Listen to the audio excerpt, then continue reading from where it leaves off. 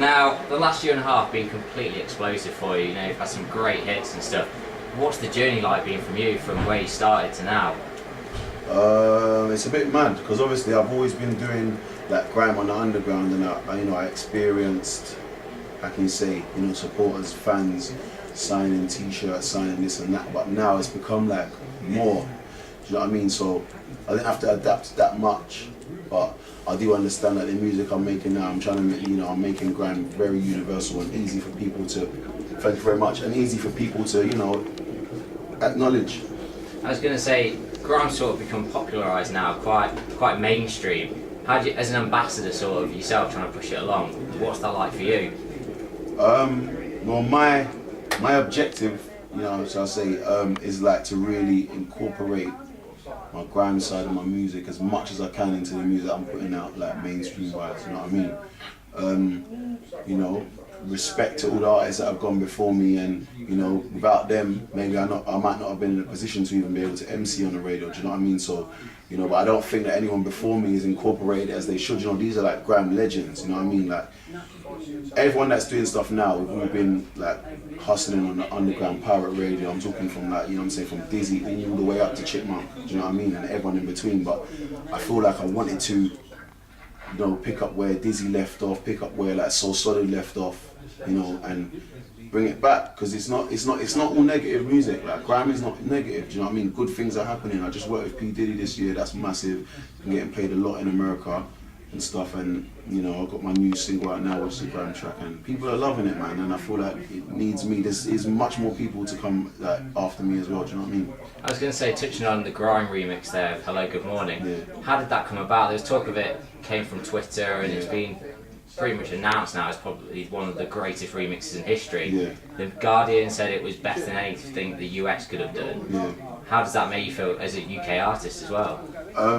First of all, I can't say thank you enough to everyone who actually tweeted Diddy and said pick Skepta, because he actually went on Twitter and said, who do I get to remix this track? And everyone was like, Skepta, Skepta, Skepta. So I'm thinking, well, like, why are they all saying me? Do you know what I mean? Like, even though I was doing a lot of mainstream work at the time, they obviously still felt that I was grimy enough to take it on. Do you know what I mean? And like, he was saying himself, I could have gone to a record label. I could easily phone up my PR or my assistant and say, get me a remix through the label. But he didn't want to do that. He wanted to be as organic as possible. Get it through the people who actually like grime. He asked grime, and they said me. So I was happy, man. And at the time, I felt like, bro, I got the whole UK on my shoulders. Like they're expecting Skepta to represent. Do you know what I mean? And I hope they like it, and they loved it, man. Like the tune can get played in a car and like in the hood, or it can go to a party and smash a party. So it was I kind of met it in the middle, and I'm happy that I got a chance to do it still. And you've got your record label as well, Boy Better Know. How's that doing as well? You getting on well with that? Yeah. The label's doing quite good. This is what the label's doing. So this is what stage we're at the moment. You know what I mean? This is not the be all and end all, but this is like my present to myself. My brother's just brought out an album. My album's coming out soon. We've got it live there in gold, and we're happy at the moment. And it's still grime. Do you know what I mean? And that's the main thing, because my brother is like he's the leader of the crew, and we're hoping to release an album next year, and it will just be grimy. You know what I'm saying? Wherever the songs go mainstream, it's just going to be grimy. And we've got a lot of other things that are in the pipeline that we're doing, but 2011, everyone will know about Boy Better Know probably. Because there are sort of, I think there's two sides to grime music. There's a nice little pop success way, and there's quite grimy, like gigs-esque sort of way. Yeah. What's your take on that? Do you reckon there should be those two contrasting sides to it?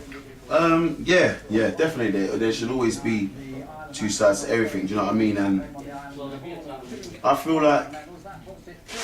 like there's no this without that. Do you know what I mean? There is never going to be this without that. So, like I said, everybody who's putting the work in any way they are, do you know what I mean? Just find your avenue. That's the main thing, because, all this could change soon. We saw it happen to the bassline scene, you know what I mean? Everything's grime now, all these grime compilations coming out. When all the rock bands start coming out, and they don't really care about like urban artists or grime MCs no more, just make sure you solidify the good fan base that actually likes you for you, not because the record label are pumping money into your videos and you was always on telly, and you're the in thing now.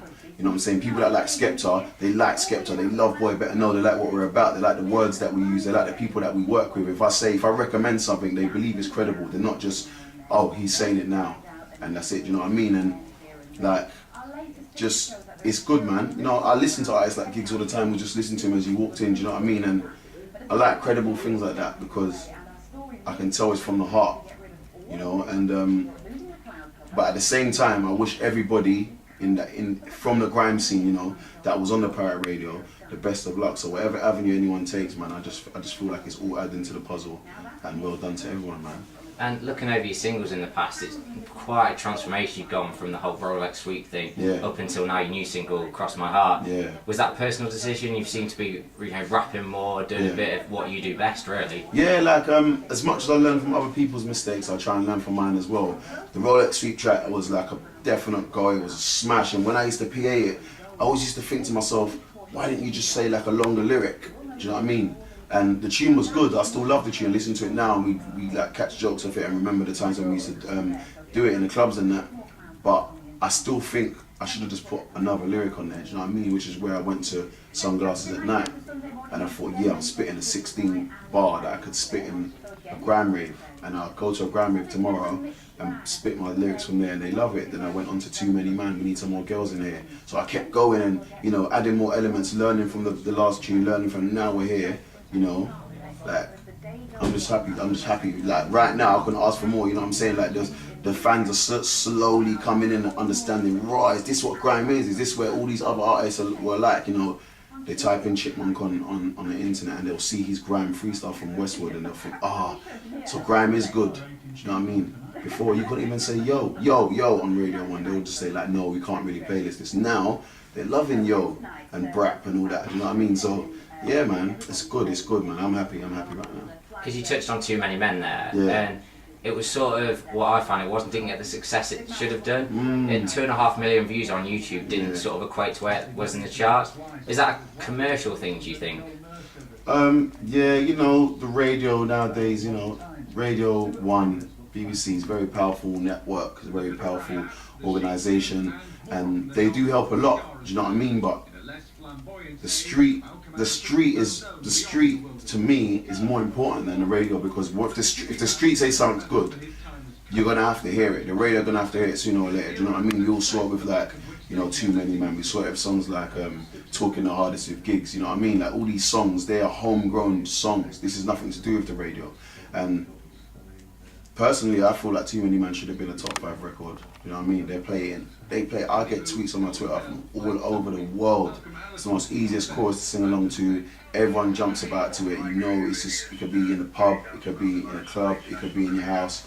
You know what I mean? And I was going out of my mind at one stage. Like, what am I doing wrong? Do you know what I mean? Like, what's going on? What is going on? What am I not doing? Do you know what these other people are doing? Like going to shows, getting like £1,000, getting paid, going to put it back into the video. Every money I was getting from my shows, I'd go back, and it was just like a big cycle, do you know what I mean? And all that hustling mentality I learned from the street. And I kept going until this year, Bad Boy, I made that. And just through like, you know, Twitter, going on tour with Chipmunk and stuff, they got to 23 in the chart, like independently, and the radio realised that like Skepta is actually got like people that buy his music, you know what I mean? And then Rescue Me come again, number 14, and now we're here with Cross My Heart. So they're starting to, I'm still not getting A-listed and stuff like that, but at the end of the day, you know, the fans know and the supporters know what the truth is, innit? They're looking at me and thinking, yeah, we're gonna keep supporting this guy because he's the truth.